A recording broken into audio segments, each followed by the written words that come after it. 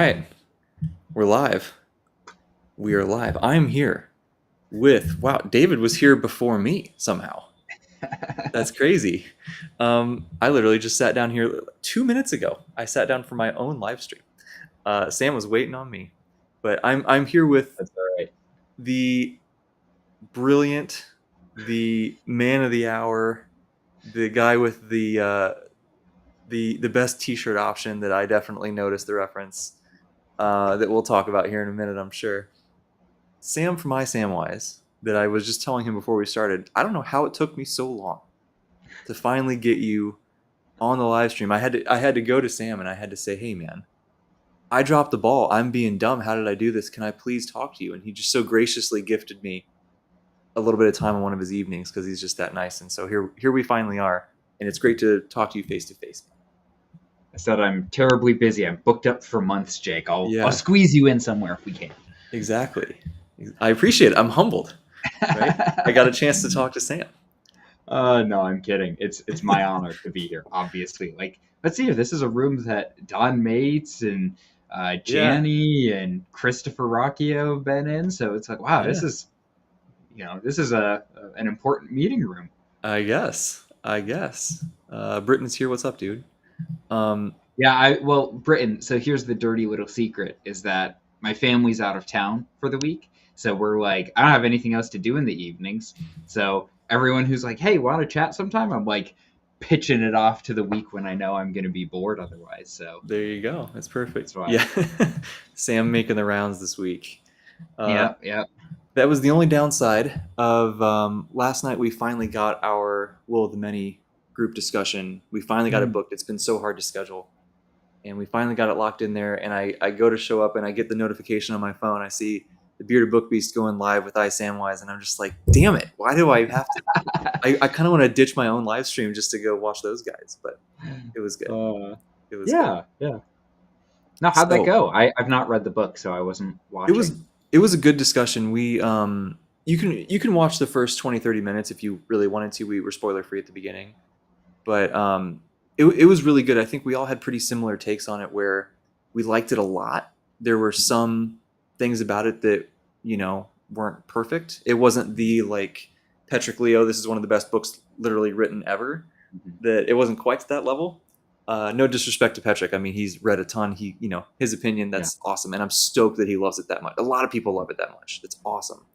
I wish I did. I liked it a lot. It's just not quite to that level. And there was a couple critiques. I talked about it on my channel before also, and we were able to get it, obviously with spoilers, you can get more in depth. But yeah, the other, John and Philip and Chance had some similar thoughts, and they had some other, John actually had a take on all that stuff that has me very excited because he was Mm. like, I wonder. Some of my gripes were like, this made me feel really YA, and a lot of other Mm. parts of the book were just really dark and really adult, and I was like, it's just jarring for me. And John was like, man, I wonder if, because the I know you haven't read it, but the ending of the book and I said this on the stream, I think this is the most shocked I've been at the ending of a book since Howling Dark.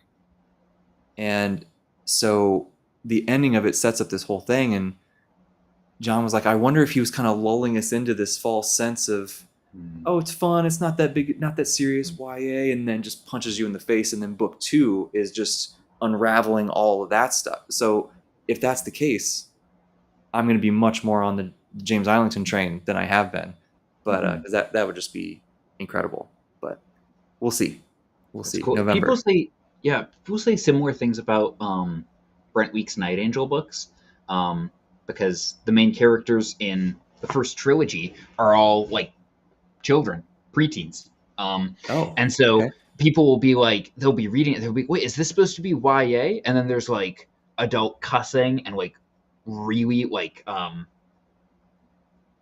it's not graphically written, but it's still like it Hmm. to the characters that it happens to, very disturbing, like sexual assault in it. Like it's a very grimdark setting that is Okay. very that has very like noble, bright ideals that it's trying to portray in Hmm. the trilogy. And so some people, like I know Mike doesn't like Brent weeks, and that's fine. But like, that's one thing that Hill criticizes. He's like, he couldn't decide whether it was going to be YA or grimdark, and it's like, no, it's about kids trying to survive in a very, very dark world. Um, Yeah, and so like that's why. So it doesn't bug me like it bugs other people apparently. sure. But yeah, I get what you mean there. I wonder if it just depends on how it's done specifically, because I think there were some things, there's some it's got some of the school vibe to it, right? Mm. Magic school, whatever, which just instantly makes me think Harry Potter. And there was, which is, I don't mean that in a bad way at all. I love Harry. I have Hogwarts tattooed on my arm. I love Harry Potter, right? But it was just so starkly different from the first couple chapters that I was like, what's happening here? What people are telling me also, though, is that apparently the Nevernight books by Jay Kristoff are kind of similar. Mm. That it's sort of YA-ish, but then it's like really crazy also. So I don't know. It makes me a little nervous, but I'm wondering if I read more stuff that has that kind of juxtaposition, if I'll start to be able to parse Sure.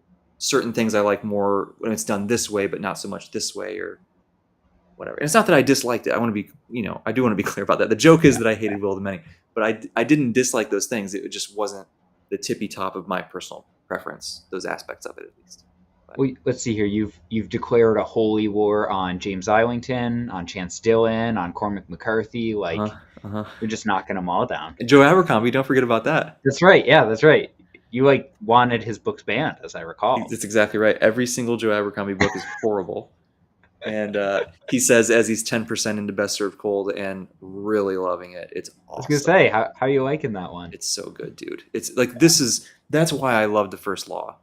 Is just like, you have the humor is there, right? The characters are, it's how he does the characters, but it's just dialed back a little bit and has a little bit more of that epic fantasy feel to it. That's my preference, at least. But anyway, I think Best Served Cold might be his most divisive book. interesting. Because there's a lot of First Law fans who have it as number one, like best of the best. And then there's a lot of people, like I'm one of them, where it's like, I'm not saying it's a bad book, but it's, other than Sharp Ends, like it's my least favorite Abercrombie book that I've read, and The Devils, which I didn't finish. Yeah. So I think, My I man. mean, if you're jiving with it, I think you'll like it. I'm not saying like there's a lot of things that I can praise about it. Yeah. But yeah, no, I'm glad you're liking it. That's cool, man. I'm interested to continue through his stuff, because I love the first trilogy. Obviously, I'm loving this, like I just said. The other standalones, everyone talks about that they're really good, and then everyone says Age of Madness is like just as good, if not the peak of his stuff. So I'm excited to get. I'm glad that I'm finally coming back around to what's his name, Abercrombie. It's been a minute, 2 or 3 years. I'm trying to see if I read YA for Beck. What is Beck? Am I dumb? Clarify for me, Mr. or Miss I don't know Capricious what that Fox. is. Anyway, Step on is here. What's up? Hey. People tend to mix up young character with YA. If something Poppy wears YA because she's a teenager. Yeah, I have no problem with young characters, right? Young characters can be fantastic. I think there was just some aspects of Will of the Many that really screamed YA to me. Like the school, there was some like kind of video gamey things. It's not lit RPG by any means, but just some stuff that kind of felt that way to me. Anyway, the book lounge. It's all about like who the audience is for, right? You know, like a song, like a Game of Thrones, the first Song of Ice and Fire book. Like, it's like what Jon Snow's like 14 or something, and it's like most 14-year-olds probably shouldn't be. I mean, I did, but like most probably shouldn't be reading that at 14. Whereas it's like Red Rising, like, oh yeah, I would give that to a 14-year-old. Like, I think it's reasonable. Yeah. There's some bad stuff that happens in there, but it's not like if dark they can age, deal with Hunger Games, right? Yeah. So, which I should say, I haven't read Dark Age, but its reputation precedes it. So, how far have you gotten in the series? Just the first trilogy. Yeah. Okay. Are you high on it or not super high on it? I when I read it, especially, maybe I'm coming around on this, but when I read it at first, I had a really hard time with present tense.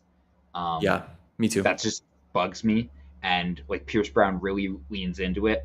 And then in Morningstar, he has this big final climactic reveal that he cheats, Hmm. which like people will talk about. So I'm sure you've heard people like, and that just like I was like, what? Like, you Yeah. can't do that, and that just bugged me enough that I was like, well, I've heard people say the next book isn't very good, so I'll get to it someday. And then I just never came back around to it. So Yeah. um, I don't know. I don't.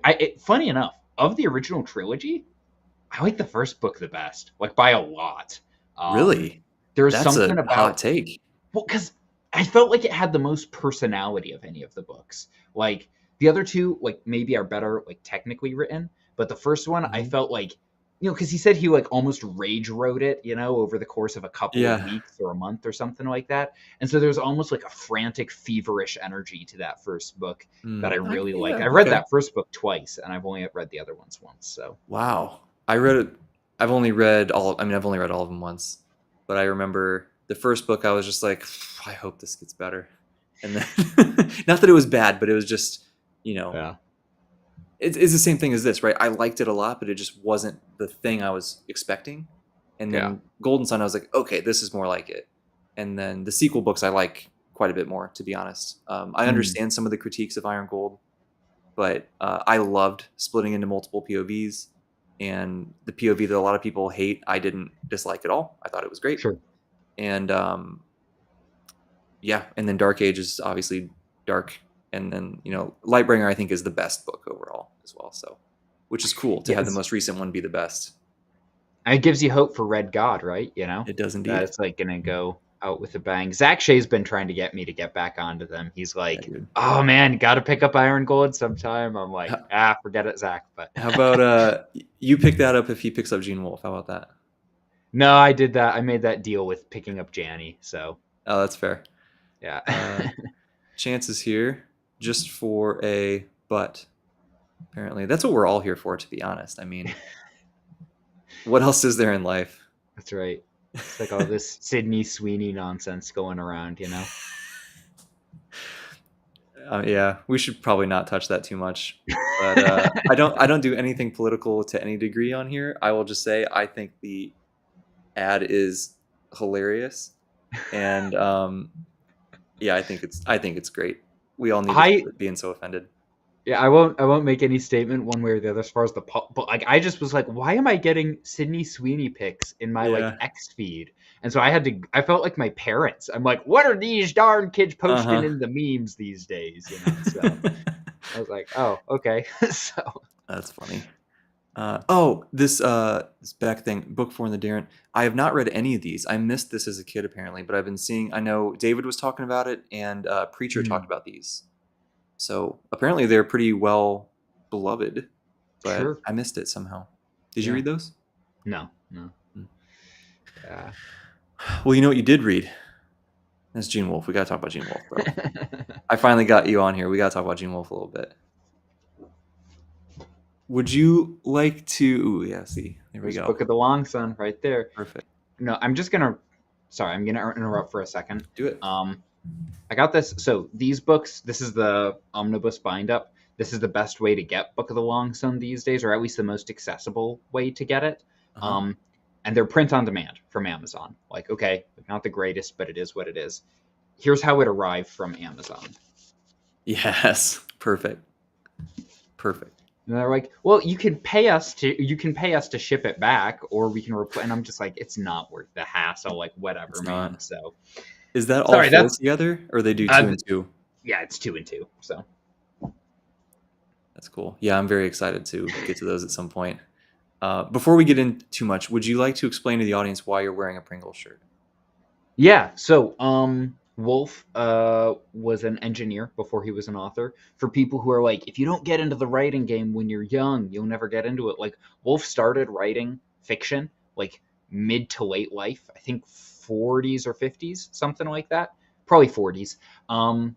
And he wrote while working a full-time job and wrote for a long wrote all of Book of the New Sun while working a full-time job and wrote in his part-time. So and as an engineer, the most famous thing that he worked on all sorts of stuff, but he was one of the engineers who helped design the machine that makes Pringles potato chips. So the meme is that Gene Wolfe invented Pringles, and that's encouraged by the fact that there's not a picture of him on this one, but like if you pull up a picture of Wolf, like he's got a very like flamboyant mustache that Yeah. may or may not resemble the Pringles man. So I like to imagine that he had that same hairstyle also at the time. yeah, right. That would be fun. So That'd be fun. yeah. Um, dude, I one of the great joys of my life has been jumping into Book of the New Sun, Hmm. and I am just having the absolute best time. This is it my favorite book or my favorite series, my favorite story ever? No. It's it's up on the list somewhere, right? But it's not like a number one or something like that. But in terms of just general, how much fun am I having reading this thing? It's way up there, dude. Yeah.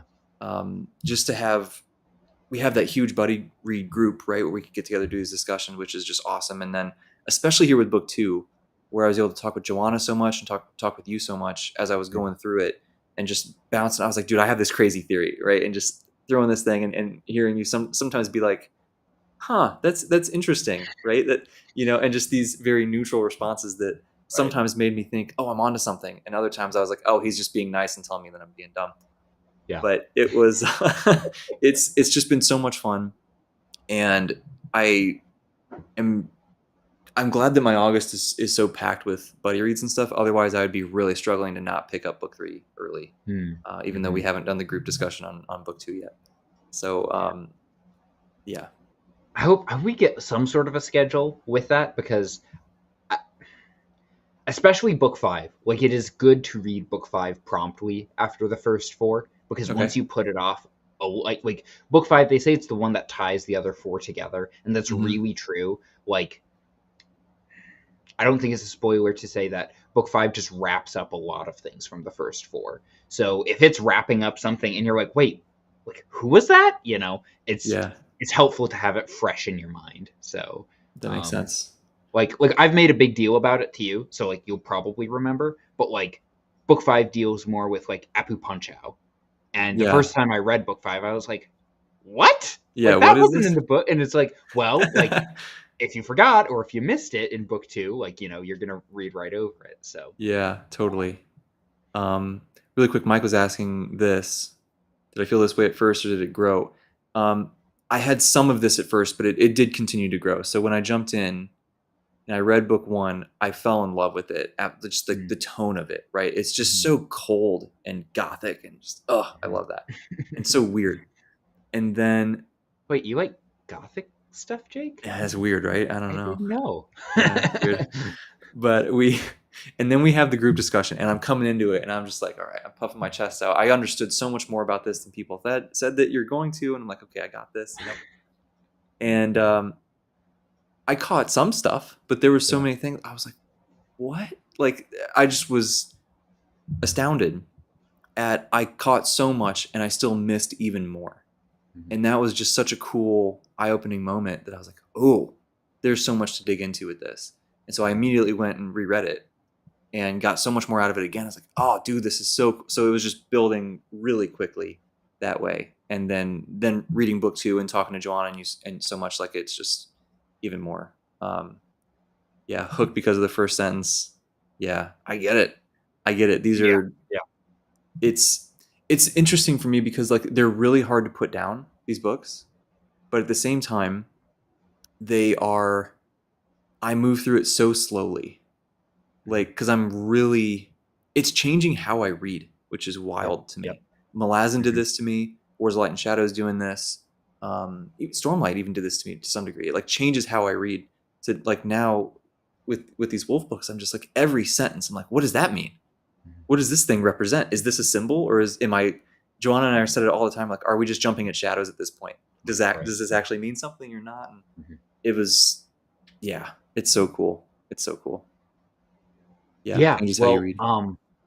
yeah, changes how you read. Well, and well, a part of it is like with the group discussion, and this is kind of what you said is you're learning. Hey, Nikhil, good to see you. What's up, man? Is that you like read it for the first time, and then with the group discussion and hearing like Christopher divulge some of the stuff. Like Christopher Mhm. was my saving grace going through it the first time.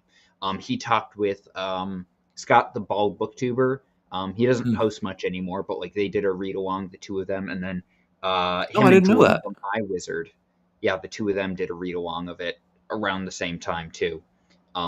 And just hearing Christopher explain things or talk about things, what it helps do is like when you first read it and like here's how Wolf is thinking, and you're kind of like like I got some of it, but I'm kind of all over the place. Uh huh. And then just having somebody, it's not like, oh, you need someone to explain it to you, but what they're like, what Christopher does, or at least did for me, was helped align my way of thinking so that it matched Yes. like a similar wavelength of where Wolf is at, and it's like, oh, I need to like think about things a little bit differently than say when I'm reading Pat Rothfuss.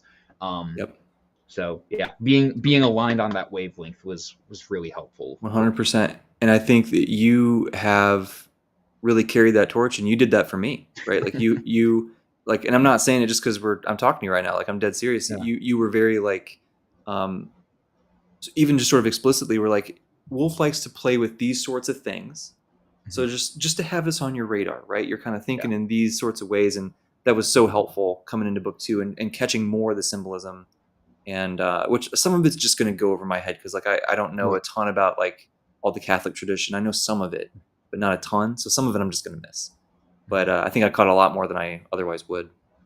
Well, and Jake, some of it's going to go over your head just by nature of, hey Mac, just by nature of things haven't been fully revealed yet, Yeah. and so that's like one of the tricky things with New Sun is he'll, and Christopher said this, he'll like show you something, like, what, that's confusing, and instead of giving you the answer in the next two chapters, the answer is given like at the end of the series. So Yeah, that's funny. Long Sun Malrubies. I love this name. yeah. Genuinely believe Wolf thought he was writing stories the average reader would get. It took him a while to realize. Yeah, that'd be funny. So That'd be here's the really funny funny. thing about Wolf is that now I am not a Wolf expert. Like, I like reading Wolf, I like reading his stuff, I like talking about it, but I'm very much a layman when it comes to his stuff. But I think it was Mark Aramini, who's probably the biggest Wolf expert alive today. He was talking about like Wolf was kind of aware of what his perception became, and so he started like leaning into it. Mm, And so everybody's like, "Oh, Wolf, is the narrator reliable?" And so he like leans into that even more, especially in his late stage writing. that's cool. Like I've mentioned, I was messaging you about Pirate Freedom, and there's like some criticisms in New Sun that he sort of is like, oh, like, you think that, do you? Here, let me lean the other way in Pirate Freedom. And like, so there's a certain element of like a game that he plays with in his work that, Yeah, I don't know. that's Some people cool. don't like it, but That's so cool. I definitely appreciate that. I think Steven Erickson did the same thing to a degree in Malazan. There was Mm, a big critique that he couldn't just focus on one character and give a satisfying arc for this mhm. person, that everything was just so scatterbrained and disjointed, and he's like, okay, so book four, like the first 200 or 300 pages, is basically a novella following one character, Is and that Karsa?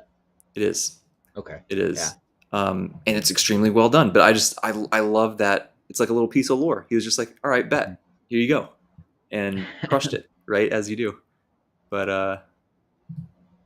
When I think a great mustache. That's right. I think Janice talked about that too, right? With to ride Hell's Chasm, that she was writing the big series and people had criticized it. Oh, it's out of control. It's overly sprawling. She I doesn't think know how so. to land it. And she's like, "Here, watch. Focused, sharp, set over just a few days. Hmm. There you go." So Yeah, and it's great. yeah. It's really great. The ending's great. The that's the other thing I love about Janny too, is like she'll do that to prove the point, but Mhm. she'll just be like, the ending is out. It's awesome. I stuck the landing, and you're gonna love it. And she just owns it, and she's so confident. And I'm just like, oh, like, give me some of that confidence. Yeah. I love it Yeah. so much. Yeah, people really. Yeah. So in that discussion, I was also Joanna and Preacher were great. I think they had some really, everybody had really great points, but I think um, Joanna has been so fun to talk. Like, she Mhm. is so insightful. She catches so much stuff. It's Sure. really Sure. fun. Yeah. When like You gonna say I all told Joanna? Preacher like Yeah. the whole thing about Triskele, like not being a dog. Yeah, that was Like, so great. Adrian just calls him a dog, and like Preacher's like, no, and I was like, Yeah. I never like it just because I'm busy looking at other things, I'm thinking about other stuff, and that went right over my head, and Yes. he picked out stuff that I'd missed, and that was my third time through the dumb thing. So Yeah, that was super impressive. I missed that also. I was like, oh, it's a big dog, yeah, right? But yeah, maybe not. Maybe yeah. not. Oh, that's so funny. Yeah, I'm counting down the days, man, until we get to book 3. That'll be Well, and that'll you be said like for as dense as they are, like you read through them quickly. I think I mentioned this to you before, but like Sword of the Lictor, which is book 3, hmm um, that's my favorite of the first 4. Um, and I both times I've gone through it have finished it in under 36 hours. Yeah, that's crazy, man. It's that one is it moves like a rocket, unlike any of the other Wow. books. So Interesting. yeah, if you Interesting. like, if you do the reading one chapter a day thing, you're gonna be like reining it in It'll be each day because antsy. that one just yeah, that one's great. Yeah. We'll see. I really liked doing it that way for book Hmm. 2.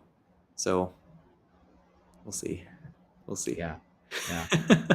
um, one other thing that sort of on the Gene Wolfe sort of general train of thought also is I think that one of the like the hallmarks of your channel, and I guess just your reading in general, right? If you didn't have a channel, I imagine you'd do the same thing, is you, at least it seems to me from the outside, you seem really good at finding these like, I don't want to say less popular because it's not like Gene Wolfe isn't popular, but he's not like the most mainstream booktube name, right? At Hmm. least in this portion of booktube.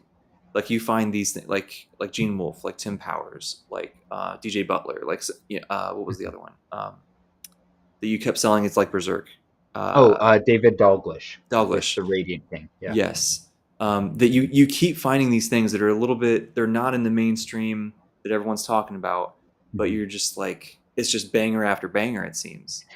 And I respect that a lot, right? Because everyone talks about how they're not chasing the algorithm or they're not doing whatever, right?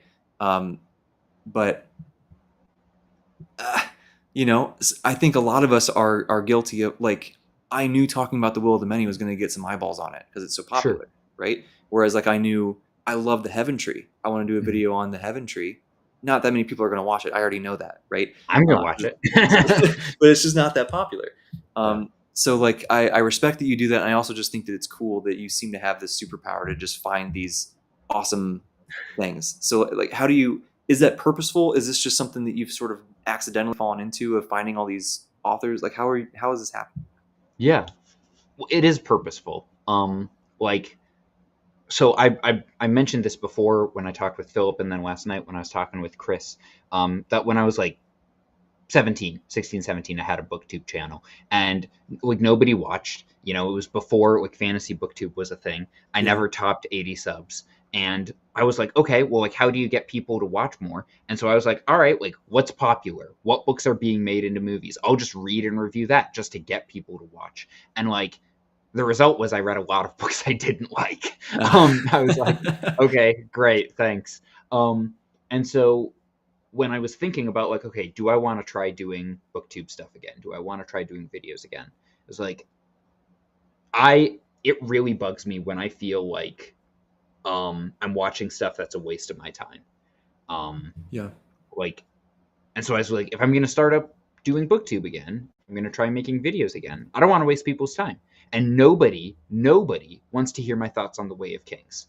Everything that can be said about it has been said. Like everyone has made a video on the Way of Kings. And it's like I don't need to do that. So if I'm going to make videos, I want to do stuff like, and there's a balance, right? Because if I just talk about, the Broken Vinyl by Aaron Montague, like, okay, nobody, and I just made that, like, nobody's heard of this. Yeah. Nobody's going to I click was on a like, review, oh, okay. Yeah. right? Like, nobody's going to click on this. So there's a balancing act there, right? But Mhm. I was like, I want to talk about books that are really good, that I really like, that maybe not like completely unknown, but that like maybe not as many people have Yeah. heard of. And like Wolf was one of them. When I started, like Jimmy was reading Wolf, like when I Mhm. started or had just finished up, and like Philip had read his stuff, and then the people that I'd mentioned before. But really, those were the only ones that I knew of who had talked about it. So I was like, all right, like we'll do this. And then I want to talk about like indie stuff that sounds interesting to me, and some of that hasn't been great, and some of it's been awesome. Mm-hmm. So it was really just trying to say something that's worth people's time. Because if I go over, and that's part of the reason why, like, I love Sun Eater. It's a top 5 series for me. But like, I haven't made many videos about Sun Eater just because it's like a lot of what I think about Sun Eater has been said. Sure. Um, so if I reread it, maybe there'd be a different perspective I could bring to it. But yeah, I don't know. That's a long-winded answer, but No, it was yeah, great. It was great. Yeah, and that makes perfect sense. It sounds like it really is that. It's some blend of purposeful and also just sort of chasing what is fun, right? yeah. Which is, I think, more important, to be honest. I mean, Mhm. booktube is cool, but like, come on, we're not, most of us aren't going to quit our jobs and do this, right? This is going to be a Right, hobby, and you gotta, if you don't like it, like, what are we doing? right. um that and I think this is, I have similar feelings to this. I think a lot of people feel this way. Thanks, Mike. You, sir, are starting to get quite the reputation on booktube. I don't know if you're aware of this, that No. you're one of the smart ones. Uh-oh. You know, and I say this with the utmost love and respect. I'm of the John Minton ilk, where I'm just excited, right? And I want to talk about this thing that I'm really excited about. You're more on the Philip side, I think, where you're like really smart. And now, obviously, I'm being somewhat tongue in cheek. Everyone is a blend of all these things, right? Yeah. But I think people have, and I certainly have, really come to just respect your take on books, right? And just really Mm. like what you have to say about things. And so, if you were to make a Way of Kings video, I would watch it. People would watch it. That's all I'm saying. Thanks, Um, Jake. That's yeah. like I don't know what to say in response to that other than like I'm just waiting for the day when the little boy pops up and yells that the emperor has no clothes, and everyone's like, oh, "It was a grift all the time. We knew it." Like Yeah. so. That's funny. Oh, it looks That's like kind of funny. yeah, of course. John and Jacob are starting, so we're going to lose all of our viewers now, but that's okay. I would move over there also if I That's was right. watching this. But So I what we guess need to do, Jake, is like the TikTok like reaction thing where we just have their stream playing over yes, ours and we this just is a like good idea. point at it and nod the whole time, This is a really good idea. Um, Along that same line, have you found yourself being more on the more recent slash new release train, or Hmm. more on the diving deeper into the older and older stuff train? Because I know which direction I'm going, and this is sort of a little bit in response to Mike's point here about me talking about some of these series from decades past. Hmm. But where have you found yourself kind of following what's fun, right, in that way? Yeah, so like it's a bit of both. Mhm. Like it's fun. I've brought in this up in a couple of videos now, and it's just because I haven't put it away yet. But I was book shopping the other day, and I got Grave Empire by Richard, which like came out this Nice. year, and then Yeah. I also got the Spirit Ring by Loic McMaster Bujold, which is like Okay. an old fantasy novel of hers. Like when did this come out? This was holy Jake. I paid What? for $1.50. Oh, sweet. Look at that. My mind is That's blown awesome, live dude. on Good Nerd for Level you. Rising. Holy Look at the cow! NLR exclusive. Here we go. Like I knew Lois McMaster Bujold lived in Minnesota, and like, holy cow! Okay, I forgot what my train of thought was. This was put out in the '90s, though. That's my point. So it's a little Okay. bit older. Yeah, I don't know which I. Sorry, I'm just gonna like take 5 seconds. I love it. It's great. um, I'm gonna be like a babbling mess for the rest of the night. I had no idea until I was just like flipping through it. That's Look so at cool. that. I'm so glad that Um, happened live. that's funny. Yeah, it's probably a bit of both. There's I guess just a lot of the new releases that's come out since I've been on BookTube. Um, are like for series that I haven't caught up with or haven't been interested in. Uh-huh. So like I'm not up to date with Stormlight, so I missed Wind and Truth. I'm trying to think of another one. Like The Devils like didn't work for me. So But like, I'm excited for Shadows Upon Time. Like, that's a new release.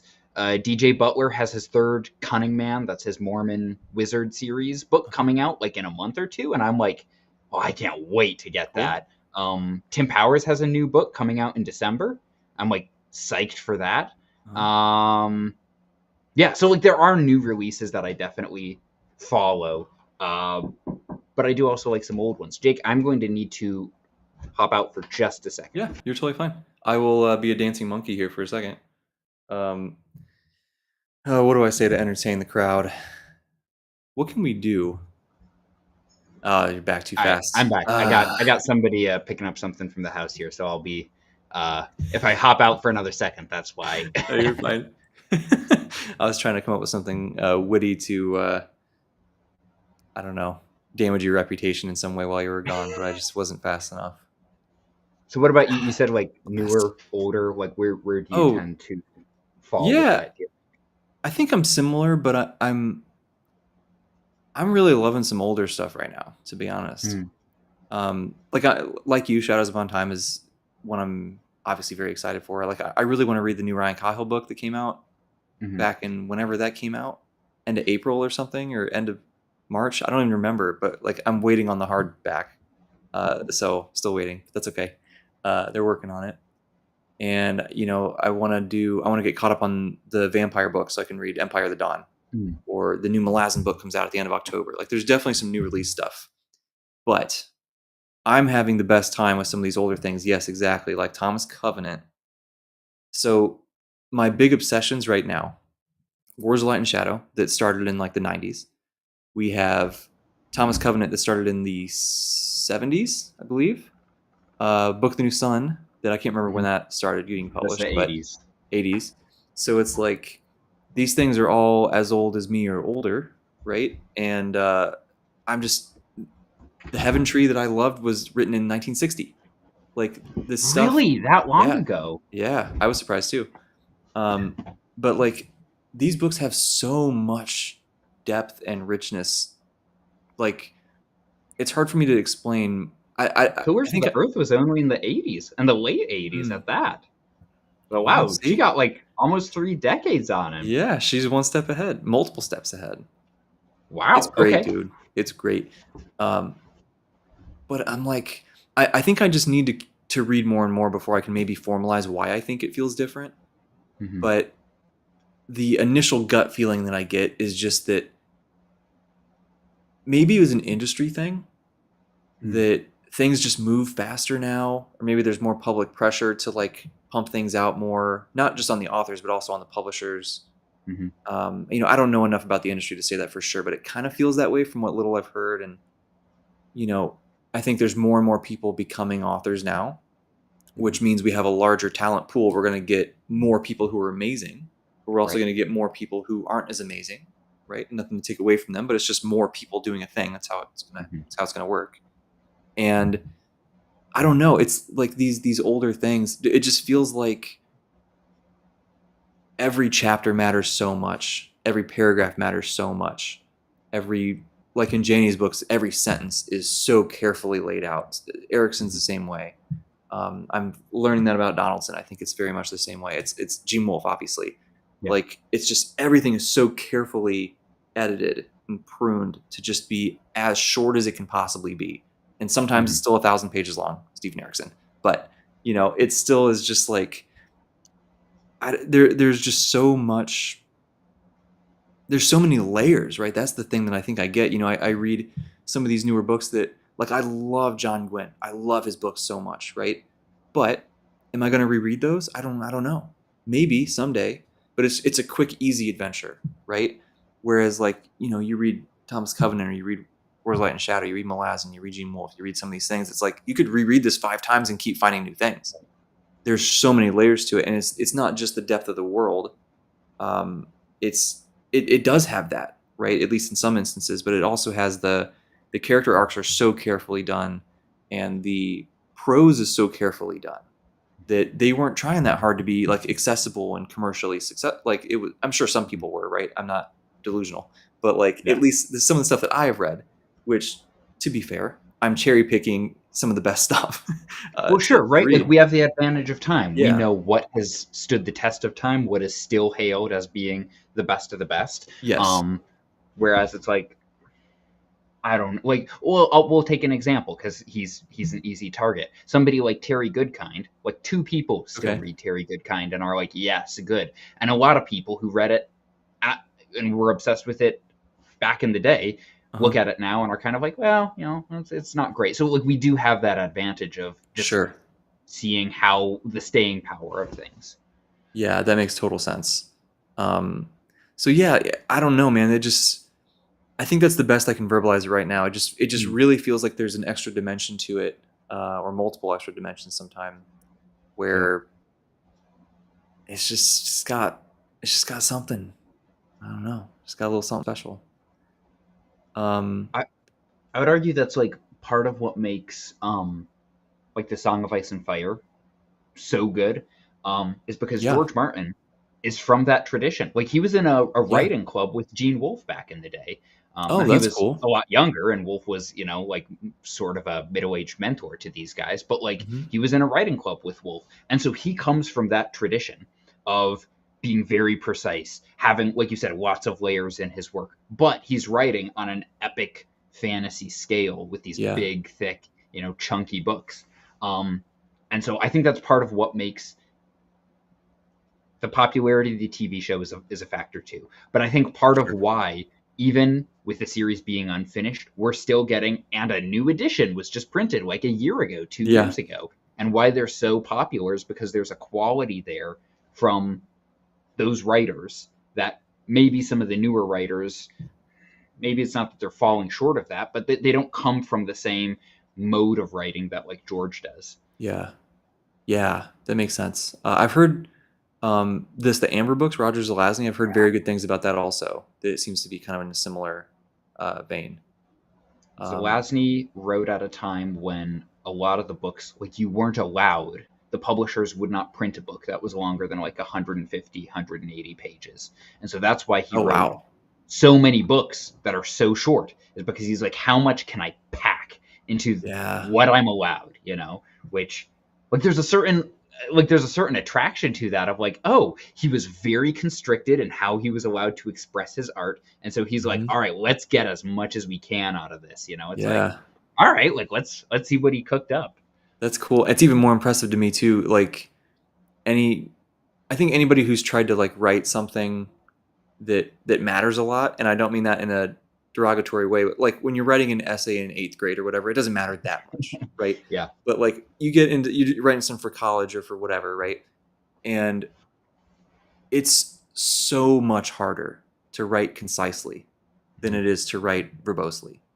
It's so much harder. And so it makes me respect the craft even more when somebody can do something that's tight like that, you know? As Yeah, much as I for love sure. my huge epic, chonkers. GGK is another one I really want to do. Max Yeah. Garfield was asking if you were jumping into that yet or just planning it. I'm planning on it. I've got Under Heaven queued up, so it's just a matter of time. Jake, you've read George Martin, right? Yes. Okay. Have you read Sand Kings? No.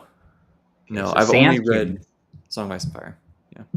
yeah, Sand Kings is a science fiction short story that he wrote. You can find a video of somebody reading it here on YouTube. It's like an hour and a half, Okay. or you can buy like his short story collection that it's in. Sand Kings does more in like an hour and a half of audio. I don't know what that would equal in pages, but like 30 pages than Mhm. most science fiction books that are 300 pages that I've Wow. read. It's Sand Kings is like one of the best short stories I've ever read. It's a Yeah. Wow. masterpiece. This is the thing, dude. Like short stories, the more I learn about writing, right? I Mhm. just love learning about it. That it's like I was so, I think a lot of people are probably like this, that you come in a short story, it's a short story, right? Mhm. But it's like, yes, but also no, right? Like because it's short, every word matters so much because you still have to have a really satisfying story. It's not just like a little snippet. And so when I see somebody who can write a really good short story, it's just so impressive to me. And it's part of why Malazan is, I know I keep saying Malazan, but like he was trained as a short story writer. He wrote Malazan like a short Yeah. story, which is mind blowing when it's whatever 14,000 pages long or whatever it is, right? It's just, yeah, I think that kind of thing is so cool, and it's also part of why I respect some of these early works, um, Mhm. from the 70s, 80s, 90s, whatever. That it feels like it's having that attention to detail, which Yeah. is, like, should I use, scrambled or scampered or scarpered, or like which word do I? And they all mean really similar things, but it's very slightly different. Mhm. And there is one word that communicates the thing that you're trying to communicate the best. Do they take the time to really think through and pick that one specific word? That not Mhm. everybody has to do that. I'm not saying that it's bad if you don't. I love these little candy popcorn reads, right? I'm not trying to sit up on a high horse, but when I do find somebody who does that, I do appreciate that extra layer, and it usually makes the story stick with me a little bit longer. Mhm. Yeah. Yeah. Like when you hear that, what is the number? I'm gonna get it wrong, but I think Pat Rothfuss said he did the number that I'm remembering is like 400 drafts of Name of the Wind before he published it Wow. to go over and like analyze every little bit and pick words. And of course, the haters are gonna be like, and it still sucked. It's like, okay, fine, but like that, like a lot of respect for the guy. Like I know people are down on him now, but like that's Yeah, impressive to me. it is. It is. I mean, yeah, I agree. Say what you will. Like, I have a hard time imagining that the Name of the Wind sucks, right? Yeah, Like, odds are pretty low. yeah, Personal preference aside, right? Just purely quality of the thing. So, um, yeah. yeah, dude. People are talking about Under Heaven, more Zelazny stuff. Hmm. It makes me really want to check out Zelazny stuff, Dying Earth stuff, Mark Lawrence, Yeah. um, Lioness. I'm not sure what Lioness is. Tanith The Leon, Lee. it's a trilogy that Jack Vance wrote. I Oh, think Jack it's, Vance. yeah, Yeah, yeah. At so some point, I'll dig back that far. At some point, we'll yeah. see. The the novel The Dying Earth by Jack Vance, which is essentially like six short stories put together in one novel, where Uh it's huh. like one element from one short story feeds into the next one, but it's not really tied together. It's Oh, just like cool. one element that crosses over. But it's six short stories. Gene Wolfe said he thought that was the greatest book that had been written. So Wow. at least at one point, that was his opinion. Which like it wasn't for me, Gene, but like glad you loved it, buddy. You know.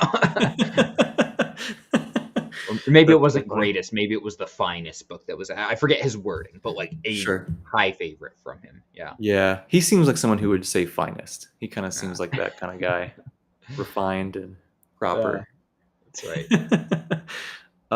What are you reading right now? I will admit I have not watched hard. I'm starting to watch a few more videos now. I'm finally finding the time, but like I went like a month with zero booktube. I'm not gonna lie. Yeah. So like, Yeah. what have you been up to? Um, I just finished up today an Autumn War, which is Yeah. book 3 of the Long Price Quartet by Daniel Abraham. So this is a Okay. bind up of An Autumn War and the Price of Spring. Mm-hmm. So yeah, 3/4 of the way through Long Price Quartet. Uh, Jake, it is almost hard for me to be too hyperbolic about Autumn War. Okay. Um, this Autumn War has, at least in my opinion, a more shocking ending than anything Christopher Rocchio has written. And you know what I think of Rocchio. I do So indeed. Yeah, you were telling the me you were making a pretty strong sales pitch for the series to me whenever that was a few weeks ago. Long Price Quartet is so for a bit of context, and I probably said this to you before, but I read book one 2 years ago, 2.5 years ago, something like that, and was like, it's okay, but like I didn't get it. And there's a few key things I missed about book one that were why it didn't click for me because I was actually confused about a few things. Mm-hmm. And then John and Josh, or John from Talking Story and Josh from Red Fury Books have been like rereading it. Yeah. And then Alan's been hyping it up forever, and so Alan was reading it along with them. And I just hearing John talk about it, I was like, you know what? I'm gonna try it again. Why not? And read book one. I was like, this is so good. This is so good. And then went into book two and was like, oh my gosh, this is just as good. And book three has cemented it as probably, I don't know if it's a top 5 fantasy series, but it's certainly top 10. Wow. What do you think made the difference from that first read to this one?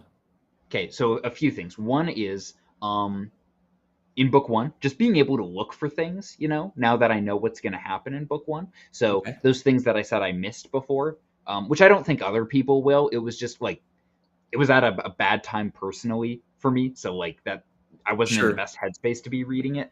Yeah. So like other people will read book one and they'll be just fine.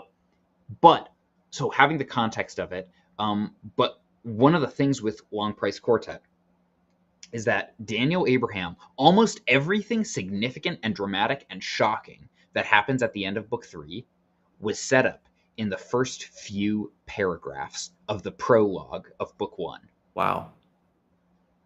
Like, That's cool. Jake, I'm not being hyperbolic when I say this. You'll read the prologue to book one and you'll be like, okay, like, so like interesting, but like what's the big deal here? And almost every single major event in the Long Price Quartet hinges on very, very tiny, blink and you miss it decisions that are made by preteens in book one, in the prologue. Because Okay. sort of the well it, sort of the conceit of the series, and I'm sorry if I've said this to you all before, but is book one follows these two characters, Ota and Mati, who start in what is essentially wizard school. And they both make very different decisions about what they want to do there at school. And then the rest of book one follows them a few years later in life. They're like 18 and 20, something like that. And how their paths intersect once again. Okay. And then book two happens 13 years later. They're in their 20s, 30s. And then book three happens when they're in their like mid 40s and 50s. And then book four is, I think, 60s, later life. And Okay. so basically what it is it's the name of the series, The Long Price Quartet. It's following how very small decisions and even some bigger decisions that you make early on in life have massive ramifications Mm. over the course of your life. Um, and I love that type of stuff. I absolutely love it. And Daniel Abraham does it with such skill. His writing is very digestible. It's very like easy to go through, but it's also very precise. And there's really great like turns of phrase where you're like, oh, that's so good. Um, yeah. Anyway, I could talk more about it, but yeah, Yeah. this has been incredible, just incredible to go through. Oh man. Yeah, you have me really excited to check it out because I remember hearing the name before. I don't know if it was maybe Alan talked about it somewhere on some random live stream I was watching or something. Yeah, yeah, And I just remember being like, yeah, okay, I'll put it on the list, but you know, um, but this makes me excited, and also like what we were just talking about. The books aren't very long, right? I mean, aren't they all 250, 300 pages, something like that? yeah. The whole quartet is shorter than The Way of Kings, I believe. Yeah, it's nothing, man. So, and Um, here's the thing, Daniel Abraham does more in a 250, 300 page book in this. Like, more happens in an Autumn War, in my opinion, more happens in an Autumn War than happens in, like, Hero of Ages, which is like 600, yeah, plus pages. Um, man, but he's that good of, like, an author. I am, like I said, I'm not being hyperbolic here. I've been gobsmacked by especially that's so book cool. three. That's Um, such a fun feeling. That's how I've yeah, been feeling about Covenant. Like it's such a fun place to be as a reader, where you get like sense of wonder and just like sure. it's so fun. It's Yeah. so fun. Where do I know that name? Is that one of the James S. A. Corey people, or is Yeah. that Yep. okay? I was like, I know this name from somewhere. Yep. Wow. So James S. A. Corey, and then he's also like um was like personally mentored by George Martin, and like wrote the graphic novels that like Oh, for the Game of Thrones books. Like he helped do like the actual writing for those. Um, so like if you go into this expecting George, like there's a lot of similar things in that they're playing with very realistic characters, consequences over time. So there's similar things there, but mhm. he's a lot more down to earth and less sensational than George. Where Okay. George will be like, and guess what? The two siblings are incestuous, and their brother is a drunk, and he sleeps around, and like does like Daniel Abraham doesn't like all the characters feel like people you know. They Yeah, don't feel larger than life. It feels like, oh, yep, I know that person. yeah, that So makes sense. That makes sense. Oh, that's so funny. Hearing you talk about the how the prologue is so short and but lays everything out like that. yeah, makes me really excited for you to try Janny's stuff. Hmm. Like her prologue in Curse of the Mistwraith, between the prologue and the cover art, actually, there is so much in there. Because Cover she, yeah, fascinating. because she painted the covers, right? Yeah. So like she was able to plant all these little foreshadowing things and little, that it's, when you finish book one, you're like, oh wow, okay, I see so much of this. But then as you keep going, it's like, oh, I thought I knew, but now there's all these other layers. And the prologue is literally like 2 paragraphs long or something. It's very, very short, but there's so much. Like AP Canavan made like a 40-minute video just talking Hmm. about that tiny prologue Hmm. and just how much stuff you can pull out of it. And like there's Hmm. just, I think it'll be similarly that kind of feeling of there's just this little stuff that it's like, oh, okay, cool. Let me get to the story. But then if you were to go back and reread that prologue, it just everything was right there. Yeah. Which I love that going back and finding the foreshadowing was there all along is so Hmm. fun. It's so Yeah. satisfying. Yeah. No, for sure. And it shows like a certain level of what, like care and deliberateness on the part of the author, Yeah. that they're willing to go back and sorry, this is a problem that Zach and I talk about with Cormac McCarthy, that they're willing to go back and like edit their books and like fix problems or fix inconsistencies. Uh-huh. I won't pick on the road too much. And I'm like, I actually like the road. Zach doesn't like. I actually like it, but I'm still willing to like pick on some of the problems that I see there. But that's okay. That makes me a plebeian. But yeah, I DNF'd it, so yeah, I yeah. was like, I know this is good. I think it's more of a timing thing for me right now. So I was sort of in the middle of you guys, I think. Yeah, I'm interested to read more of Janny because I went through the Gallant this last month. That's Um, right.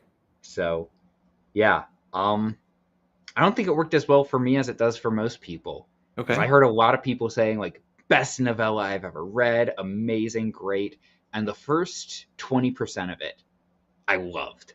Was so Hmm. into it. Was like this is great. And then when I'll keep it spoiler free, but when Verain has a big like character change at Hmm. about the 20% mark, everything after that just like it's good. Like I can recognize the skill and the craft that she has, but Uh-huh. I didn't connect with it as much. And I think a part of it Mm. is I had to dial in so much to paying attention to her writing and Yes. to her prose work that my emotional energy was going towards that and not enjoying the story like maybe I do with other authors. Yes. I So 100% understand. Yeah. yeah. So once again, this makes me double a plebeian. And I hope Janny isn't here. She's gonna like, I don't know, kill me with laser balls from her eyes or something, with her No. superpowers. But like I have like 4 of her books and I've bought like more on audio. So I Yeah. definitely like I'm gonna get to Master of White Storm and then at some point Curse of the Mistwraith. I've got that Yeah. great nice hardcover of it. So Yeah, man. I'm excited to read more of hers. Like Zach and yourself, sing her praises. And Zach has Sure. said like he likes the Gallant, but he thinks that her other stuff is even better, and I'll enjoy it more. So Yeah, and I'll say this yeah. too. I had a very similar. The Gallant was the first thing I read from her, Hmm. and I had to, and I said this since I started talking about it, that I kept finding myself having to reread things because I was just so focused on the words. And like the words were just really fun to read. Like it was Hmm. beautiful. But I was like, what happened? I didn't catch any of that. I didn't understand any of the dialogue or any of the anything or why I should care about this. I kept missing stuff and I had to keep going back. And um, I ended up getting an awesome response from it, right? It sounds like maybe a little bit more than you, but it's fine. You can be wrong about something, right? But but what I will say that I think Curse of the Mistwraith, the prose in there is I think quite a bit more approachable than the Gallant, Hmm. because she wrote the Gallant later, right? So I think Hmm. and Hell's Chasm's the same way. It's like sort of advanced Janny prose in Okay. my Okay. experience so far. Whereas it felt like you could see the style was always there, Hmm. but Mistwraith was it was a little bit easier to kind of get in and go with. And then as you get through the books through just her career, right? You can see it starts to morph a little bit and evolve a little bit, and it gets a little bit more to the point where you have to kind of pay closer attention, and you can run that risk of missing some of the subtle things because you're so focused on the words. And but the more you read of it, the more it's like now at this point I've read Gallant, Hell's Chasm, and then 3 of the Light and Shadow books. Into the 4th one, and it's so easy now. Like it's not a big deal at all. It feels like just, I don't know, brushing your teeth. It's the most beautiful brushing teeth experience ever. Best tasting toothpaste, super comfortable bristles, right? Everything is just great. Water's not too cold, doesn't hurt my teeth. It's perfect. But it is so it's beautiful, but it is easy at this point. So like I'm always cautious to say that because I think the people do get really intimidated by her writing because everyone talks about how complicated the prose is. But it's like that's not necessarily untrue, but I do think it gets overstated to where people don't need to be that worried about it, Yeah. right? It's the same thing with like Malazan, right? Like everyone talks about how complicated it is. It's not that, like, it's still just a book. You'll understand a lot of it, right? You'll miss a couple things. Everybody does. That's why we reread it, But yeah, it's like I never want to. Yes, let's go, Mike. Let's go, my man. Let's go. So, Jake, what you're saying is that I'm too stupid to understand it. No, I think you're having the normal response, and then when you go back into, especially if you get into Mistwraith, it'll be. I would hazard to guess that White Storm is like that also because that's one of their older stuff. Sorcerer's Legacy, I think, might have been the first one. That's probably even more so. Cycle of Fire, I think, is supposed to be a little bit more accessible also. And then it's like any artist, right? The longer they work, the more refined their craft becomes. So well, that makes sense to a certain extent. Like I remember the first time I read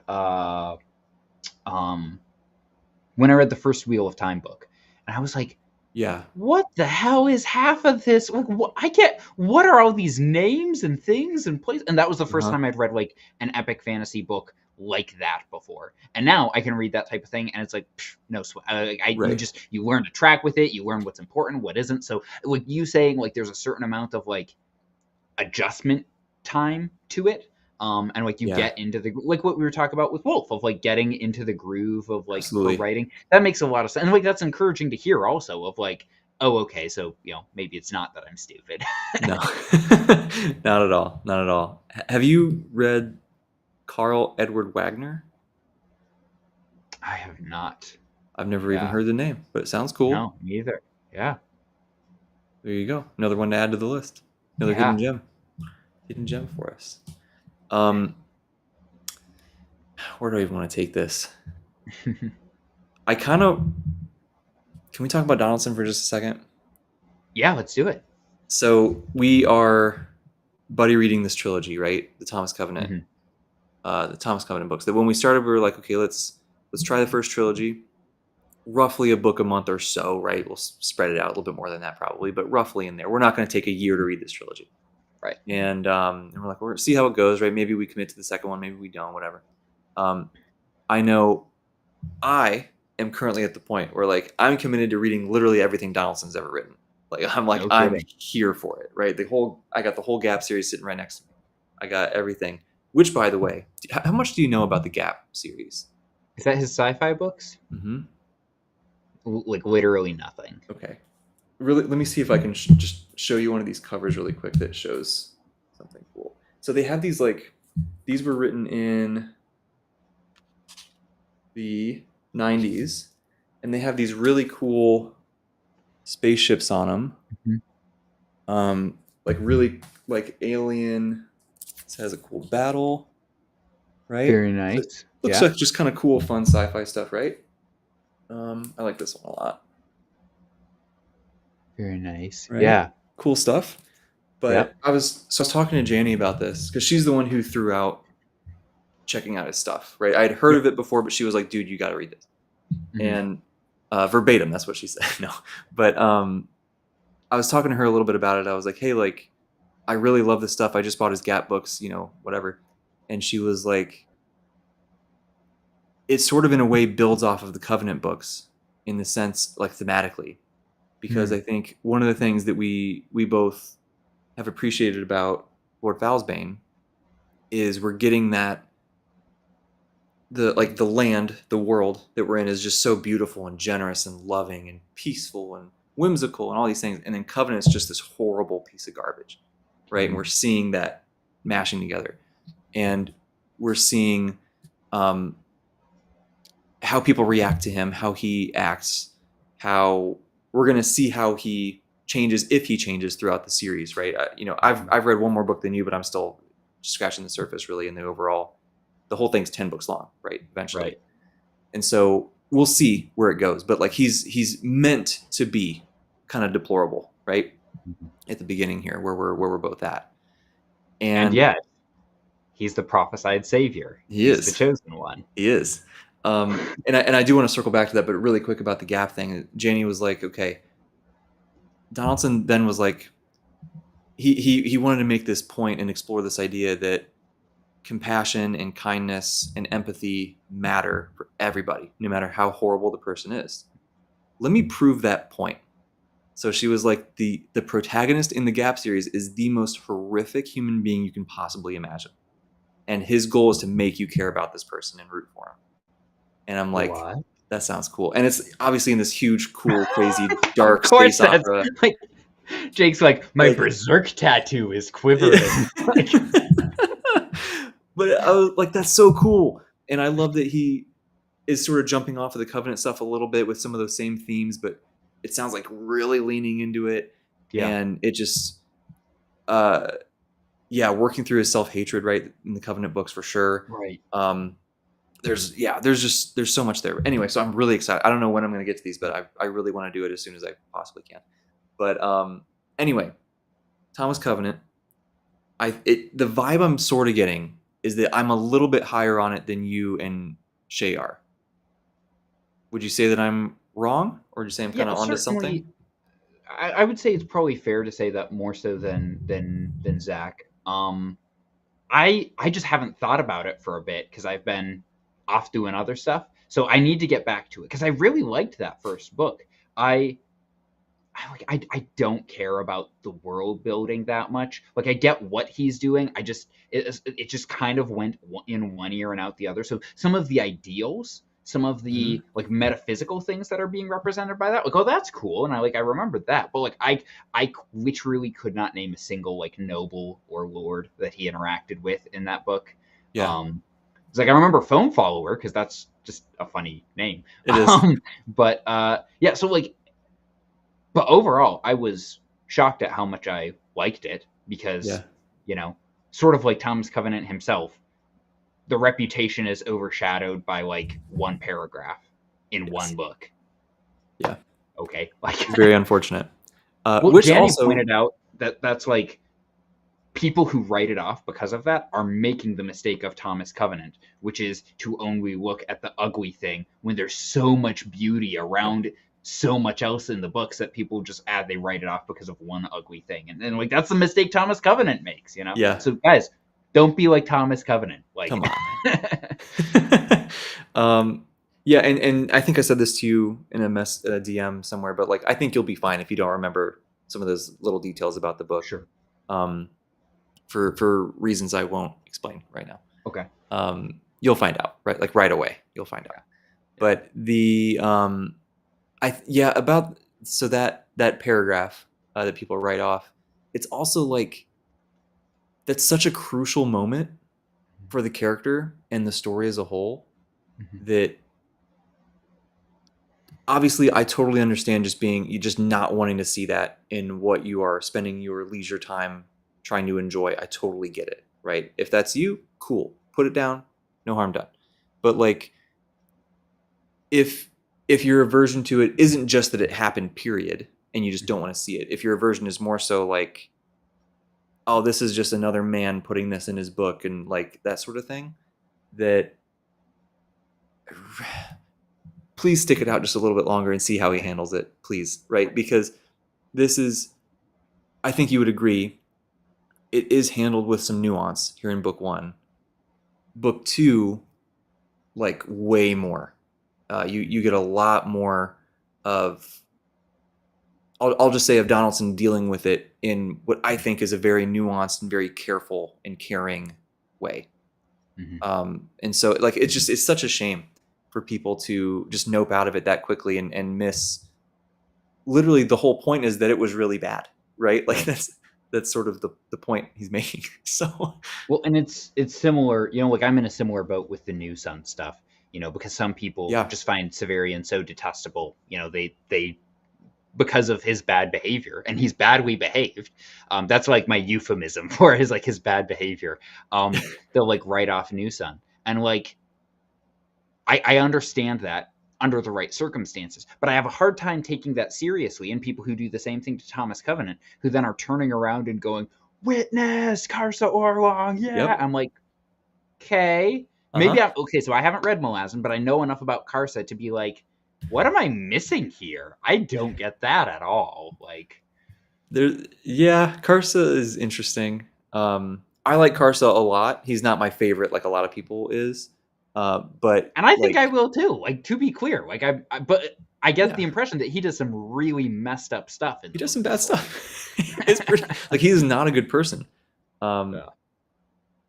you know, which I think some of that is just human nature, right? Like especially here like in the West, we have relatively speaking to other historical periods, other countries, we have a relatively easy life, right? Yes. Sometimes we Yes. just like seeing characters like that in books. We think it's cool for whatever Right. reason. It's kind of weird and macabre, and when you really analyze it, it feels a little gross. But like for whatever reason, we just are drawn to it. And so I guess Right. I can see it on that level as well. There is a depth there that I think you will appreciate. I definitely did. It's not like he's just this one note, barbaric, whatever. But Yeah. um, yeah, man, I don't know. These, it's funny. The Donaldson's books feel simultaneously legendary, but also completely like forgotten and underappreciated. And I don't know if that's just because of the lens that I'm looking at, like modern booktube, where just no one is talking about it. Like Jared from the Fantasy Thinker has talked about it. Alex Banks is reading it right now. Books with Banks, so like they're having some discussions here and there. Um, they invited me to join their Ill Earth War one, and I missed it. I didn't finish the book in time, but that's okay. The Library Ladder. Bridger from the Library Ladder. He's Okay, read that. cool. I Yeah. haven't seen that. I'll have to check that out because I Yeah. definitely want to see more content about it. But it just feels almost it's like people know that it exists, but I haven't Mhm. talked to many people who have read it. Right? It's just Mhm. odd to me. I don't know. Well, it's because it kind of sits in this weird in between space, right? Where like it's known for one dark scene, but it's not a grimdark novel at all. If anything, Right? it's like refuting like a lot of the Yeah. nihilism of grimdark. And so a lot of like the grimdark people will read it and be like, well, like it's not brooding and edgy like I was wanting it to be. And then the Yeah. heroic fantasy people just write it off because of its reputation. So it kind Sure. of gets like the boot on both ends. Yeah. And maybe that's an oversimplification, but like from what I can tell, Yeah, yeah. and I think it is very much in that middle ground, like without spoiling anything, of course. Like there's um, that playing back and forth between those two things is one of the central things Donaldson's doing, Right. Yeah. and it's I wonder if almost by design it kind of Hmm. gets shunted to the side a little bit because, like you're saying, people they come to it looking for this, and they don't like this aspect, or vice versa. Yeah. Yeah. Um, and this is a good point for Mike too, calling them difficult heroes, Covenant, Severian, etc. Yeah. Um, yeah, Severian's an interesting. I still am not entirely sure if I view him as a hero yet, but we'll see. Like the idea in my head is that he's supposed to be, but I'm like, Mhm. is he though? So we'll see. We'll see where that goes. I have some theories. I'm I don't know. And maybe it's I won't speculate as to why I feel this way, but um, without excusing Severian's bad behavior, because even in book one, he behaves badly. Literally until the last like book in the series, there's things that he does where you're like, oh, Severian, you idiot. But like particularly like we'll just say not just like bad, but like his sins. He describes himself in Earth of the New Sun. He says, "I'm a bad man who's trying to become good," Hmm. and partially because of that, partially because of his upbringing, and partially because of reasons that haven't been revealed yet. Like I have a lot of sympathy for him, and I like that Wolf is so like he goes all the way with the bit. He doesn't pull it. He doesn't like pull his punches, and he's willing to give a character that like okay, like what vice are we going to go with? You know, and it's like okay, Yeah. alcoholism is kind of a cool vice in fantasy, especially. There's some amount of like drug use that's seen as like a cool vice. Think like Hmm. Dune, you know. Sure. And Wolf is like no, like my main character like really has a very very bad view of like sexuality and women, Yeah. and it's like oof. And maybe a part of the reason why I'm not like excusatory of it, but it doesn't shock me is because like I work in the trades, I'm literally a ditch digger, and like have none of you guys met guys who like brag about all the women that they've Right. bedded? Like I'm not saying it's good, but like I'm not shocked by that. Like I'm around people who talk and act like that, so it's like well yes, like people are sinful. What do you Yeah. expect? So, Yeah. um, I don't know. Maybe that's a long rambling, but like to say I don't excuse what he does or say it's okay or like oh, but it wasn't that bad. Like no, it's horrible. Right. He's a bad person, but Yeah. um, I also feel a lot of empathy for him. So Yes. I don't know. By the end of the series, I really like Severian. Yeah. I can't wait to get there, man. I can't wait to get there. It's interesting to me how there does feel to be some parallels between these two series. Mhm. Um, that with both of them, I can't wait to just get to the end and be able to look back at the whole journey Yeah, and just sort of reassess some things and see how I don't know, like I kind of just feel bad for both of them also, like in general, both the sort of main character hero, quote unquote, people.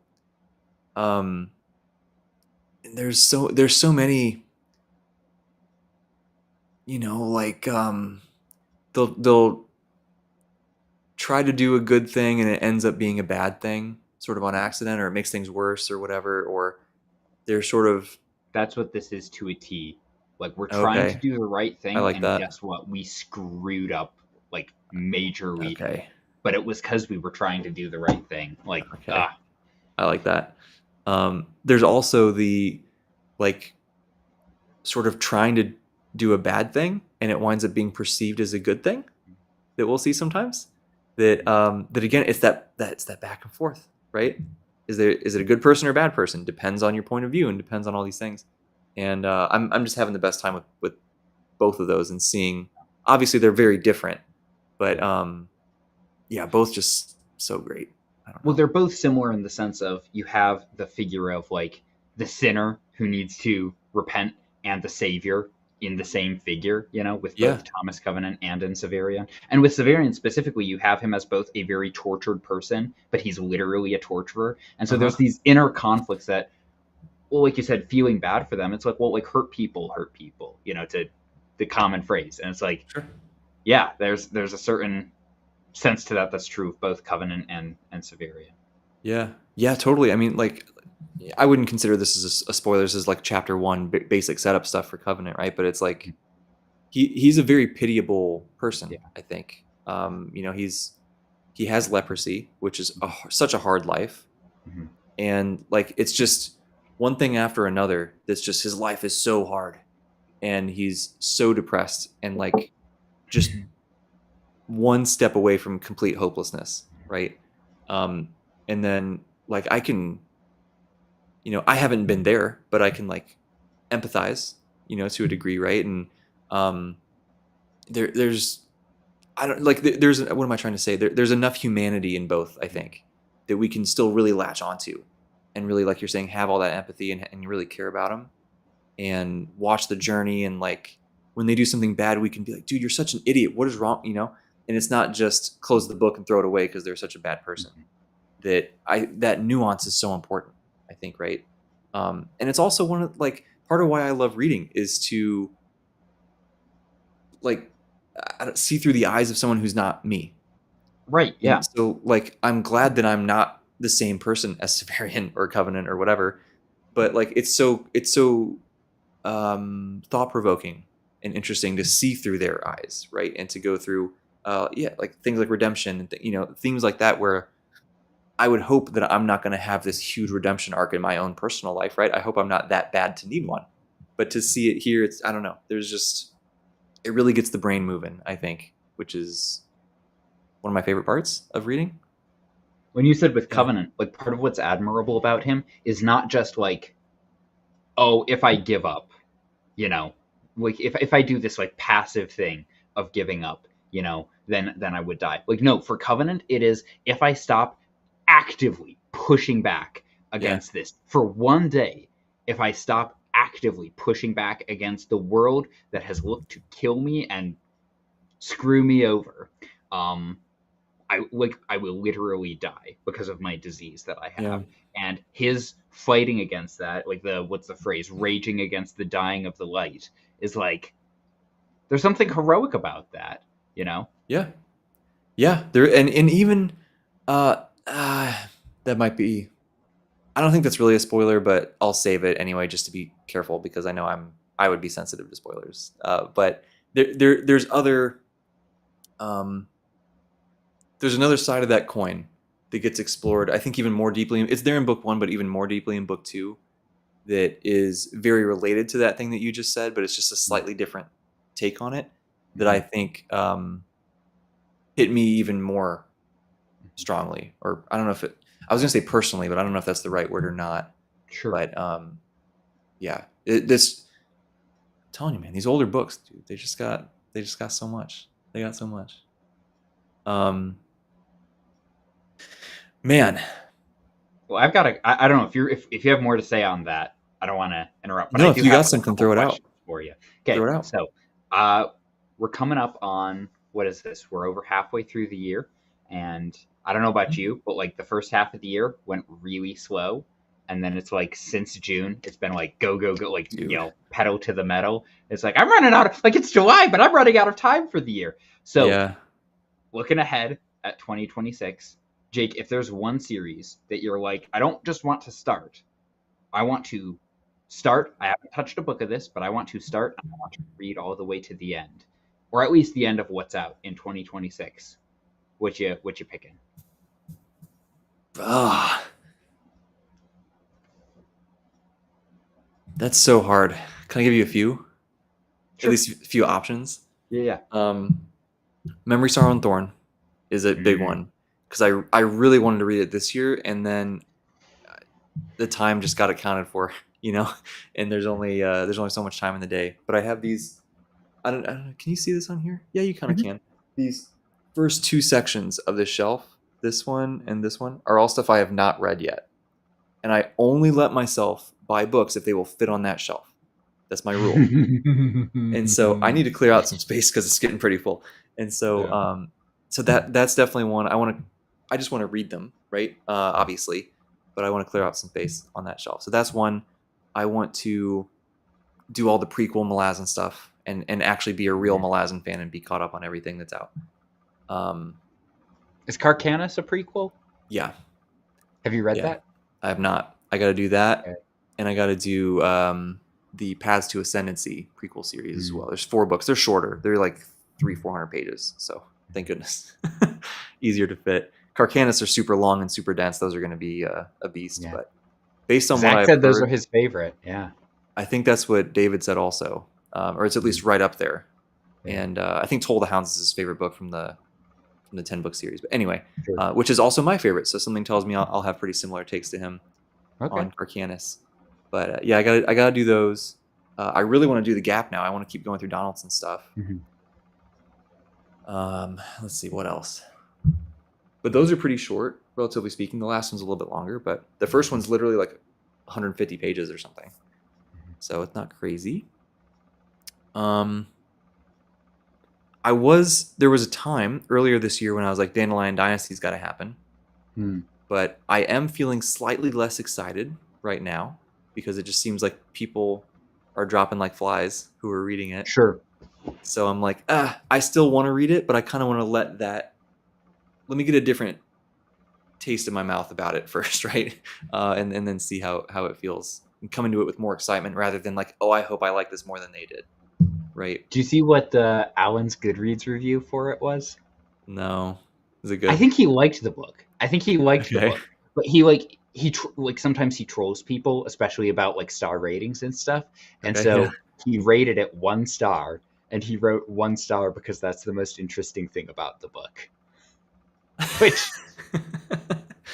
and like the things that I don't know, I haven't asked him personally, but the things I've heard him share in like live streams has been like, oh yeah, it was good. So I'm just like, that's pretty funny. That's so funny. Yeah, I don't know. It's so weird. It's like Philip dropped off. Joanna, I think, dropped off. Mike, I think, is stopping. Yeah, I think he might Um, be. yeah, a lot of people.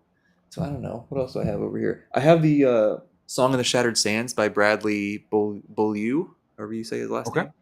That I've had that series on this shelf for like 3 years, and like I should read it at some point. Mhm. But it's kind of intimidating. It's like 7 books long. They're all pretty big. I'm like, "Ah, I don't know." Yeah. But I think the other one I'll say and I'll end my list is maybe the Elric books. I really want to check out the Elric Oh books. yeah. Yeah. Yeah. I was going to get to Elric this year. Do you know who does the audiobooks for Elric? No. Samuel Rukin, who Oh, is that does Sun so? Eater. Ooh. So Ooh. yeah, I Okay. was going to do those and then Audible pulled them, so they're not free. They're making Ah, me pay for them now. So I don't know. I might put them off till they go back into the catalog. But there you go. yeah, What no, about you? yeah, that's a good question. I like so here's the tricky thing is like if I say things too early, then I get excited about them and I read them this year instead of waiting till next year. Um, like that happened with me last year because I was like, I'm gonna start Second Apocalypse in 2025, Uh-huh. and then I was like, screw it, I'm reading Darkness That Comes Before in December. So You know what you should do?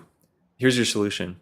Be like me, commit to 12 different buddy reads at the same time, and then the rest of your year is just already accounted for. So you have to wait till next year. that's right, that's right. You're like I the question of like, do we have free will? It's like, well, not on BookTube, you don't. No. Uh, no, I would say in terms of ones that come to mind right away, I want to start reading, and I don't know what I'll start with yet, but Adrian Tchaikovsky, Yes, me um, too. because he well actually maybe this is a good spot to start because I haven't read this yet, but he wrote a pastiche novel of Gene Wolfe, A what? like a pastiche, like a play on, like influenced by Oh, novella. That's okay. like a homage to Wolfe. It's called Elder Race. That sounds So cool. yeah, so I So it's have a that. So novella? I've yeah, it's like 4 or 5 hours long on audio. So Oh, that's not bad. yeah, so I want to get to that one. But in terms of one of his series, um, probably the one I'm most interested in is he's got a series that's called the Tyrant Philosophers. This is the Um, newer one, right? yeah, it's like the City of Last Chances, House of Open Wounds, Yeah. and then there's a third one and a fourth one that's coming out next year. Oh, Um, okay.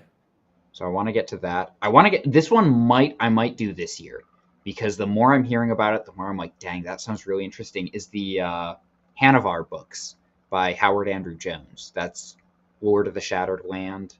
That Um, sounds familiar. yeah, if you like pulled up the cover, you'd like recognize it. You'd be like, oh Okay. yeah, it's like sword and sorcery inspired fantasy. He's the author that passed away earlier this year and Oh, didn't that's complete right. his series. So Yes. yeah, yeah, but they look good. I mean, they're like Roman and what's the other nation that they are? I'm not good on history, but they're like inspired sword and sorcery. So I'm like, oh, those sound really interesting. Um, Yeah. and then I don't know. Sometime I need to start reading China Medieval. So that may be this year, that may be next Mm. year. But yeah, I, I think, not to pressure you, but I think Words of Light and Shadow would be a good series to jump into next hey, year, maybe. I Hi, Janie. How's it going? I will definitely. Well, let's see here. So I said I was going to read Master of Whitestorm this last month, but then I did the Gallant instead. So Master of Hmm. Whitestorm is back on the TBR cycle. So There you go. it's coming up. Like Zach said, he thinks I'll really like it, and Yeah, yeah. So that's exciting. Yeah, I think I'll like it too. He has some very high praise for that, so I'm excited yeah, to get to it. Yeah, we just gotta make the time, man. That's the hardest part. Getting that yeah, time. and like for me, the tricky thing, especially with like Wars of Light and Shadow, is that in terms of, and I broke this. I won't bore you with the whole explanation, but you combine my work schedule, and then like I've got a toddler right now, so like there's a good bit of my evening that's that time. Sure. And then you combine work schedule with family time. And after that, I have about an hour and a half to 2 hours in the evening. That's free time, and that's if like my wife and I aren't doing something or watching something. And so it's like that's when I do physical reading, but I do a lot of driving for my job. So like a lot of what I do is like audiobooks. And so with something like Wars of Light and Shadow, it's like, man, I would really like to get to it. But it's also a very long series, so it's a commitment to like sit and physically read it at this point in my life. So I'm not saying I Sure. won't. I'm just saying like that is a roadblock that I'm considering right now. So, It's fair. um, Curse of the Mistwraith, though, like Zach has been like, you can read it, you'll love it, and you can just stop there if you don't like want to go. Like it's a complete You enough can. story that you could pause there and then pick it up, a year or two later. So, Yeah. It, um, it is. It is broken into arcs, so you can do little sections at a time. yeah, Not to pressure, but I just no, would that's love to okay. hear your thoughts. Right? That'd be cool. It's the same thing as like I would love for you to read Malazan someday, just to hear what you think of it. That'd be, it's just fun. It'd be fun. I told Philip I would read Gardens of the Moon this year, so I think I need Yes. to at least do that. There But you go. once again, with Gardens of the Moon, I'll be doing the audiobook of it. So Yeah, and it's another big commitment kind of series for sure. What do you have planned for? Do you have plans for the rest of the year? Like roughly speaking, what kind of books or series you're kind of looking to continue with here, or is it just seat of your pants kind of thing? yeah, that's a good question. So I've got within the next week or so, I'll finish up Long Price Quartet. So Mhm. that's sort of like on the top of my mind right now. I mentioned wanting to get to DJ Butler's final Cunning Man book that's coming out, but Uh-huh. then I want to get to Butler's Witchy War series. Um, that sounds really good. Like everybody says it's like this meets Game of Thrones. Butler sort of pitched his series as like the Last of the Mohicans meets Game of Thrones, Hmm. which Okay. I'm like, oh, very interesting. And then he also has Butler has a Dying Earth series in the vein of Book of the New Sun. He said it's like Book of the New Sun meets like the Star Wars cantina scene in A New Hope, where you've Oh, got like all these bizarre, weird that's creatures. cool. Uh, so I want to read those. I don't know. Probably just one of those will happen this year, but at least something more by DJ Butler because I really really liked what I read from him. Um, then let's see here. What else? I don't know. Second Apocalypse is on pause for now. I was Okay. going through it, and it's not that it's like, oh, it's too dark, I can't take it, but like book four was good, but I felt similar to it as I did with Joe Abercrombie, where it's like Hmm. after with Joe specifically, it's like I've read 7 books by you now. I know your shtick. Like surprise me, do something Yeah. new, switch it up a little bit, and that was how I felt about Baker book four. Was I was like, all right, like dude, come on, like Got let's it. switch this up a little bit. Yeah. Um, but Lois McMaster Bujold, the aforementioned, I wanna get to something of hers Yeah. this year. Um, and then if I were to throw a wild card out there, well, I need to finish David Dalglish, his Wit RPG trilogy. I was like, I Okay. swore I would never read Wit RPG, and then David Dalglish was like, well, he's like, I'm trying it for the first time, like writing it for the first time, and I was like, well, I like Elden Ring, so let me write sci-fi Elden Ring Wit RPG, and I was like, all right, David, I'll read that, and I read the first book, and it was really good. So Nice. yeah. Oh, That's what about you? awesome. What have you got coming up later this year that's like a Um, must read for the I got rest of a the year? solid amount. James saying start with Warriors Apprentice. Fascinating. Cool. Okay. There you go. What do I have? Okay, so um, well, also I hope that the rest of this Thomas Covenant trilogy is on your list somewhere because I would love to Yes. talk to Yes, you sir. guys as we continue. But that's the obviously a big one. Finish that. The rest of the Book of the New Sun. Um, the I would love to just continue into the second trilogy of the Covenant Mhm. books, but I don't know if I'll be able to swing that. I might have to wait till January. Um, there might just be too much committed time at this point, but I'll have Wars of Light and Shadow. We're continuing. I think we're gonna jump into Drowned Kingdom in I think Yes, September is the that's last I right. heard. Jump into Drowned Kingdom. Excited for that. I want to finish the Heaven Tree trilogy with Mhm. Nikhil and Janny. What else do I have? I got to read the vampire books from Christoph because I want to be ready for that third one. That's right. Well, and of Uh, course, Shadows Upon Time.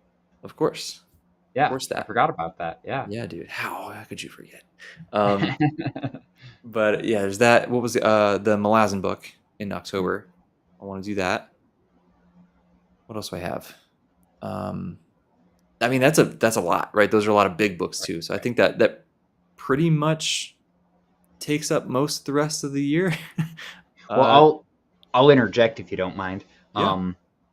This is where like a strong recommendation like can sway me a good bit.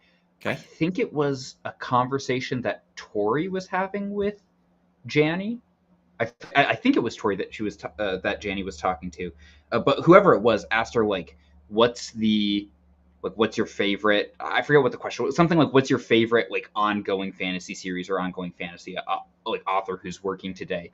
And uh, Janny can correct me if I misquote her here. It's from memory, but I believe her answer was that when you've read as much as she has, you start to see behind the curtain a lot. There's a lot of like, okay, this is more of the same. And she said that PL, and so it's hard to get like excited by like new stuff, and that PL Stewart's books were like the best fantasy stuff or some of the best fantasy stuff being written today. And then she talked about why, and I was like, really? Okay. So that was like one of the first things that got me really interested in his Dragon Kingdom. So, and it's like Atlantis inspired, and like I love Yeah, that Atlantis, sounds and cool. Yeah. you know, first Yeah. person narrators that are morally dubious. It's like that's the thing, man. There you So, go. It feels to me, I don't know a ton about it. I just know that it feels like it's going to hit a lot of the similar, uh, like Wars of Light and Shadow, like Malaz and like Sun Eater, like a lot of these things where it has the depth and all those layers that I want, but it also has stuff that's just plain cool. You know what I mean? And that's always my favorite when you hit both of those notes for me. So definitely he's excited got for like a those. woolly mammoth on the cover of was it book 2 or 3 or Come on. something like It's that. It's like yeah, I mean, come on, man. And he's super nice. Like he just seems like the nicest person. I haven't talked to him personally, but I've seen a bunch of his videos. He seems so cool. So, and yeah, like man. speaking personally, I know he has said that like the series messes a lot with like religion and faith and belief, which is like Oh, cool. I love that. totally up my alley. I love books that explore that, and Yeah. so yeah, I'm interested to delve into PL's brain on some Yeah, of that. man. So Yeah. Yeah, so we'll see. I don't know. I have I have some wiggle room left mhm. that I've tried to leave in the schedule in case something pops up. Uh we'll see. I really want to Christopher put out the next set of short stories, right? Mm. So I really want to read those at some point. I keep hearing how crazy the Cosmos is and how just cool and interesting and unique it is. So have you heard anything Can about you say this? why? Yeah, I haven't heard this. Um, Christopher said this on a live stream, so it's not a spoiler. Mhm. But he said it's like one of the most experimental stories he's written, and he was pretty on the fence about if he should do it or not, and he eventually did it. So the Cosmist is a story with a Cielcin POV. That's and Jake, he So swore for years that he would never do it, yeah, never ever. So it's like, so oh, and I did hear him say that he did a CL, and he said like, yeah, and that made me double down. Like, you're never getting a novella from a CL point of view. that'd be so So, fun though. uh, That'd be cool. But yeah, I definitely want to get to those. I have one more Darth Bane book. I really want to finish that because I think the next Star Wars books I'm going to do are probably some of the Darth Maul ones, and sure. like or like Darth Plagueis or like some of those where we're getting a little bit closer to the movie timeline. That just seems fun. So like I have some just fun little stuff that I want to pepper in there too because I'm doing a lot of like really emotionally cognitively demanding things, which is super fun and I love it. But I also just want those easy things to break it up here and there, you know. Have you read Christopher's Ataman stories? Yeah, I think I just read the first one that came out in Yeah, was it Grimdark magazine. I haven't done the Patreon ones yet. I just keep forgetting is the thing yeah.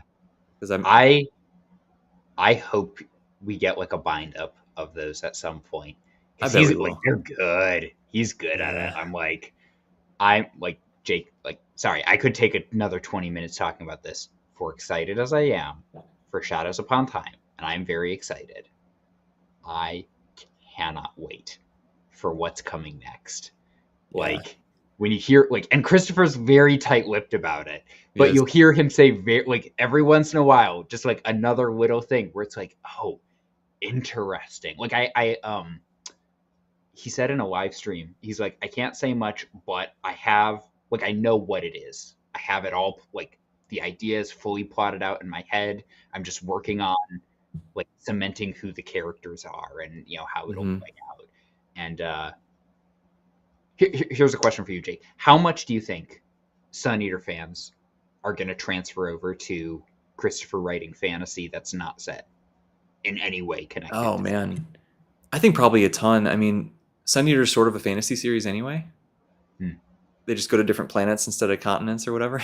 Right, right. um, so I bet there's a honestly, this might just be my bias, but the feeling I get is a lot of people are such big fans of just him as a person, and not just the setting or the character of Hadrian. Obviously, there's a lot of fans of that, right? But I think a lot of people are going to follow him to whatever he does next. Um, maybe I'm wrong. That's the vibe I get. Well, because here's the thing: is with Christopher right now, if you want to read his stuff, if you're interested and you hear him talk and you like his ideas, there's one entry spot, one, and that's Empire of Silence, which a lot of True. people, some for I think not great reasons, but a lot of people will say either it's his weakest book or they'll bounce off of it. Sure. And with this, here's a new entry point, and I wonder one how many people bounced off Empire of Silence will circle back around and give this one a try. And I wonder how many like fantasy people who just wrote it off as like sci-fi not interested will be like, but I've been hearing lots of hype. Let's try the new thing again. Yeah, maybe so. You know, the only downside is we all know he's just going to completely rip off Tolkien and just copy everything for his fantasy He's a series, right? hack, I mean, an that's absolute exactly. hack. So he's already shot himself in the foot. It's gonna be a rewrite. He's gonna be like Schmodo Baggins woke up. Yeah, I can't wait to see what he does, man. I'm glad you brought that up because that reminds me. Literally, I think yesterday I was just thinking, I was like, dude, go buy those short stories really quick because they're probably what, like $1 or something, like, or a couple bucks, whatever, on his Patreon. Like, it's, and I'm sure they get longer and longer, just like his books do, I as you think go. so. Yeah. So it'd be worth it. Part of me was like, should I get on his Patreon for a second just to get those trading cards because they look really cool, but I just can't justify the price for it right now. But Yeah. it'd Yeah. be fun. It'd be fun. Maybe if we had joined his Patreon, maybe he would have sent us Shadows Upon Time early. Yeah, I'm checking NetGalley often to see if Yeah. we can apply for one. Which also kind of, I really want to read it ASAP, but at the same time, I want to read it from the hardcover. I don't want to read it on Right. ebook. Right. But Yeah. you know, If I read on NetGalley, it's going to be on my phone, and I'm like, I don't love that. yeah, that's not ideal. That's definitely not ideal. Wouldn't it be funny if we get to read it early and we don't like it, and then we have to go to this release event and be like, dude, what were you thinking? I don't That'd be know. pretty funny. Casey and DJ Butler are the only ones that I've heard who have read it early, and they have. I mean, obviously they're editors for him, so of course they like it. But like they have the highest of effusive praise for the book. So Yeah, I have my expectations are quite high. yeah, So we it's shall got my see. favorite cover in the series so far, and my least favorite title. So I actually really love the title. This is kind of funny because I'm like, it's definitely not my favorite cover. really, I okay, like it a lot. I like the imagery and the symbolism. yeah, For whatever reason, I kind of wanted it to be a darker color. I don't know why. hmm. Like really white for the last book, but maybe I'm sure that's for a reason. Hmm. There's probably some symbolism there also. But I don't know. I really, really, really, I really like the Kingdoms of Death cover, but I think Yeah. my favorite is probably still Empire of Silence. There's something about that pseudo armor and just the color palette and everything. It's just Well, you know, and what that artist went on to do afterwards, right? yeah, this is Kieran, right? No, Sam Weber did the first Oh, book, that's right. Sam Weber did the first one. and he did Folio's Book of the New Sun. That's right. Yeah, so it's Oh, that's really good. right. Yeah. Every day I get closer to buying it. every day. Look, it's about the cost for 4 books in one box set. It's about the cost of one of Sanderson's, like Way of Kings, like leatherbound. So Yeah, and I'm like, you know what? If the Broken Binding were to do them for some weird reason, right? Broken Binding books are usually 45, $50 a piece once you account for shipping and everything. Be the yeah, same price, right? As getting these four, and but yeah, I want that really bad. I think that'd be pretty dude, if sweet. Broken Binding did all, what is it? Is it 12 books in the Solar Cycle? That would be crazy. Speak it into existence. Yeah, hope so. I need to like DM like was it Petrick that works with them? Like, Yeah, Petrick, make it so. yeah. Whoever has the plug, we got to find them Yeah. and figure this out. But I've said is I know a very popular, very successful science fiction author who would love to write a special introduction to him. So you know what? That's true. I like this too. Let's manifest this, right? Let's manifest birthday, new son. That'd be cool. Uh, honestly, I might have a hard time not buying it for myself for my birthday, but we're gonna see. We're gonna see. Um, anyways, Sam, I'm gonna get kicked off of this platform pretty soon because I'm a super cheap uh, and don't pay for the pro version. So I should probably end this before we just abruptly fade to black, or not even fade, just cut to black. Really. But this has been super fun. I'm so glad we were yeah, able to hang out here tonight. I'm glad that I finally came to my senses and had you on my channel. thanks for having And me on, man. Like of course, we started right around the same time, right? So yeah, I guess we might have. yeah, That sounds right. I Crazy. think Time flies, I man. think like not to puff you up or glaze you or anything, but I think you're great at what you do. I think you do a very Oh, good thanks. job, like community building, and like Zach and I talk. We're like a lot of booktubers will like live stream, and it gets boring very quickly. And I'm like, okay, whatever. And we're like the people who can hold your interest. Like Jake's up there as one of the best. So Oh, I appreciate you geez. having me on, and you're great at what you do here. So keep it up. Wow. Thanks so much, dude. That means a lot. That's really cool to hear. Sometimes I'm just like, oh, I'm one of the boring ones, but no, it's No, no, no, no. no, that's cool. Thank you very much. I say this all the time, but dude, everybody is right. The coolest thing about BookTube is the friends we make along the way, right? Yeah. And it's been awesome to meet so many people here, and like you are such a good example of that. Just an awesome person that I got to meet because we both decided to randomly shout into the void about books, and we wound up connecting, and here we are, man. That's right. So this is awesome, and I really appreciate it, and I appreciate you giving up one of your free nights to hang out with me. That's very cool. Thanks, Jake. I've been looking forward to this all week. Me So as well. Me yeah, as well. Awesome. Well, chat, thank you for hanging out with us, especially thanks because everyone. John and Jacob, I'm sure, are still going. And you chose to be here with us instead, which means that we are better. We're the superior booktubers. And This is no, correct. yeah, it's probably correct. We're Oh, what celebrating. kind of name is Jadge Minton? What kind of like you couldn't come up with a better pen name than Jadge? Like It's just, I don't know. Should they be writers really? If that's the best they can do? I I've heard mean, they're come on, basically just ripping off H.P. Lovecraft. So